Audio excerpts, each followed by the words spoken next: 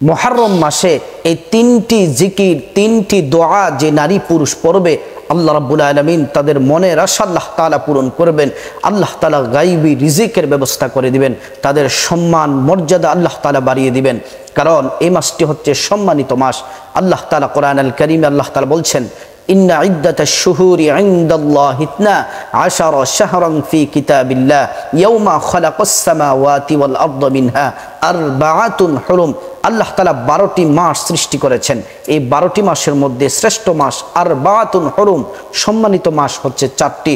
1 নম্বর হচ্ছে যুলকাদা, 2 নম্বর হচ্ছে যুলহজ্জা, 3 নম্বর হচ্ছে রজব মাস, আর চতুর্থ নাম্বার হচ্ছে এই মুহররম মাস। এই মুহররম মাস অত্যন্ত দামি মাস।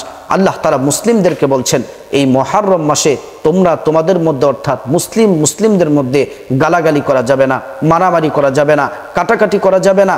তাদের সাথে ভ্রাতৃত্বের বন্ধনে আবদ্ধ থাকতে হবে, নিজেকে সংযত রাখতে হবে।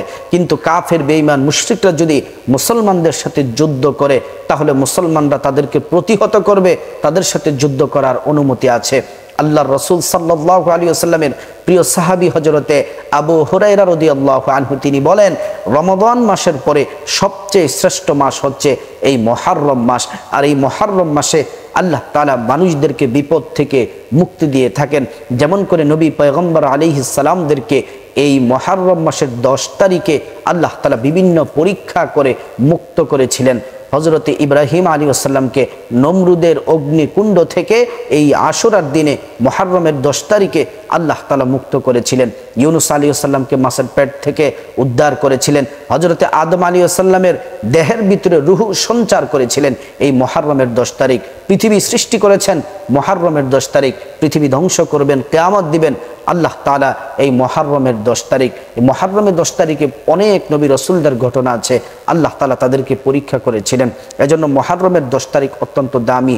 আল্লাহর রাসূল যখন মক্কা থেকে হিজরত করে যখন তিনি মদিনায় গেলেন, মদিনাতে যাওয়ার পরে প্রিয় নবী মুহাম্মদ সাল্লাল্লাহু আলাইহি ওয়াসাল্লাম দেখেন মদিনার ইহুদিরা এই মুহররমের 10 তারিখ আশুরার রোজাটি রাখছে। তাদেরকে প্রশ্ন করলেন, তোমরা এই দিনে রোজা রাখো কেন? বলতেছে, ফেরাউন তার সৈন্য দল থেকে, তার আপনার হিংসাত্মক থেকে, তার এই জুলুম থেকে হযরতে মূসা আলাইহিস সালাম রক্ষা পেয়েছিলেন এবং বনি ইসরাইল রক্ষা পেয়েছিলেন। সেজন্য আমরা আনন্দে শুকরিয়াতান হিসেবে এই দিনে আমরা রোজা রাখি। আল্লাহ রসুল বললেন, মূসা আলাইহিস সালাম তো আমাদের আরও কাছের, আমরা এই দিনে রোজা রাখবো। আল্লাহ রসুল সাহাবীদেরকে বলেন, সাহাবীরা তোমরা আশুরার দিনে তোমরা রোজা রাখবে। শুধু তাই নয়, 9 তারিখে অর্থাৎ 9 তারিখ এবং 10 তারিখ এই 2টি রোজা রাখবে। আল্লাহ তাআলা বলছেন, হে হাবিব আপনি জানিয়ে দেন, যদি মুহররমের 9 এবং 10 তারিখ 2টি রোজা যদি রাখে, আল্লাহ তাআলা বিগত জীবনের 1 বছরের গুনাহ খাতা আল্লাহ তাআলা মাফ করে দিবেন। এজন্য এই দিনটিতে আমরা রোজা রাখার চেষ্টা করব। তো এই মুহররম মাসের 10 তারিখে আপনারা 4টি আমল করবেন, 4টি দোয়া পড়বেন, 3টি দোয়া বেশি বেশি করে পাঠ করবেন। 1 নম্বর হচ্ছে ইস্তিগফার পাঠ করবেন। তাফসীরের কিতাবের মধ্যে এসেছে, আল্লাহর রাসূল সাল্লাল্লাহু আলাইহি ওয়াসাল্লামের সাহাবী হযরতে আবু হুরায়রা রাদিয়াল্লাহু আনহু বলেন, আল্লাহর রাসূল দৈনিক 70 বার ইস্তিগফার পাঠ করতেন। নবীজির কোনো গুনাহ ছিল না। লিয়াগফির লাকাল্লাহু মা তাকদ্দামা মিন যামবিক ওয়া মা তাআখারা ওয়া ইউতিম্মা নি'মাতা। নবীজির কোনো গুনাহ ছিল না, আল্লাহ সকল গুনাহ মাফ করে দিয়েছেন, কোনো গুনাহ ছিল না, নিষ্পাপ মাসুম। তারপরেও কেন তিনি ইস্তিগফার পাঠ করতেন দৈনিক 70 বার? তাফসীরের কিতাবের মধ্যে এসেছে এবং মুহাদ্দিসিনে কেরাম বলেন, নবীজি ইস্তিগফার করতেন কিন্তু গুনাহ মাফ হয় উম্মতের। নবী ইস্তিগফার করেন কিন্তু গুনাহ মাফ হয় উম্মতের। সুবহানাল্লাহ বিহামদিহি। এজন্য বেশি বেশি ইস্তিগফার পাঠ করতে হবে। ইস্তিগফার পাঠ করলে পেরেশানি দূর হয়, আল্লাহর পক্ষ থেকে রিজিক আসে এবং আপনার মর্যাদা আল্লাহ তাআলার কাছে বাড়তেই থাকে। 2 নাম্বার হচ্ছে আপনি বেশি বেশি পরিমাণে দুরূদ শরীফ পড়বেন। দুরূদ শরীফ পড়লে লাভ কি? যদি দুরূদ পড়েন, আপনি পৃথিবীর যে কোনো প্রান্ত থেকে, বাংলাদেশের যে কোনো প্রান্ত থেকে যদি প্রিয় নবী মুহাম্মদ সাল্লাল্লাহু আলাইহি ওয়াসাল্লামের উপর যদি প্রাণ ভরে দুরূদ পড়েন, 2 জন ফেরেশতা নিয়োগ আছে। ওই 2 জন ফেরেশতা আপনার নাম, বাবার নাম, দাদার নাম সহ রাসূলুল্লাহ সাল্লাল্লাহু আলাইহি ওয়াসাল্লামের সামনে পেশ করেন। আল্লাহর রাসূল আপনার ঠিকানা, আপনার বায়োডাটা দেখে তিনি খুশি হয়ে যান এবং আল্লাহর রাসূল আপনার জন্য দোয়া করেন। আর এটা আপনার বিশ্বাস থাকতে হবে, আল্লাহর রাসূল যার জন্য দোয়া করেন 100% দোয়া কিন্তু কবুল হয়ে যায়। সেজন্য বেশি বেশি দুরূদ পড়তে হবে। দুরূদ পড়লে পেরেশানি দূর হয়, দুরূদ পড়লে আপনার মুসিবত দূর হয়। আল্লাহ রাসূলের সাহাবীরা প্রিয় নবী মুহাম্মদ সাল্লাল্লাহু আলাইহি ওয়াসাল্লামের উপর বেশি বেশি দুরূদ পড়তেন। যে ইবাদতের মধ্যে, যে দোয়ার মধ্যে দুরূদ নাই, ওই ইবাদত দোয়া আল্লাহ তাআলার কাছে কবুল হয় না, পৌঁছায় না। যে মাত্র দুরূদ পড়া হয়, রাসূলুল্লাহ সাল্লাল্লাহু আলাইহি ওয়াসাল্লামের উপর দুরূদ পড়লে সে দোয়া আল্লাহ তাআলা সাথে সাথে কবুল করে নেন। 3 নাম্বার যে আমলটি করবেন সেটা পড়বেন সূরা ইখলাস বেশি বেশি করে পাঠ করবেন এবং আল্লাহর কাছে তওবা করবেন।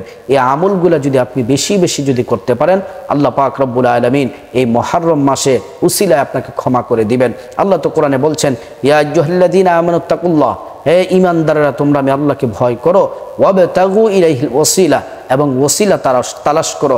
এই ছোট্ট ছোট্ট নফল আমলগুলো যদি আপনি করেন, এই আমলের উসিলা ধরে আল্লাহ তাআলা আপনাকে ক্ষমা করে দিবেন। আরশ আজিমের চৌকাটে লেখা আছে, ইন্না সাবাকাত রাহমাতি গদাবি, আল্লাহ তাআলার রাগ আছে, ক্রোধ আছে, কিন্তু আল্লাহর রাগ থেকে, ক্রোধ থেকে সবচেয়ে বেশি দয়া মায়া হচ্ছে আল্লাহ তাআলার। আল্লাহর দয়া মায়া রাগটাকে, ক্রোধটাকে আল্লাহ তাআলা আবৃত করে রেখেছেন।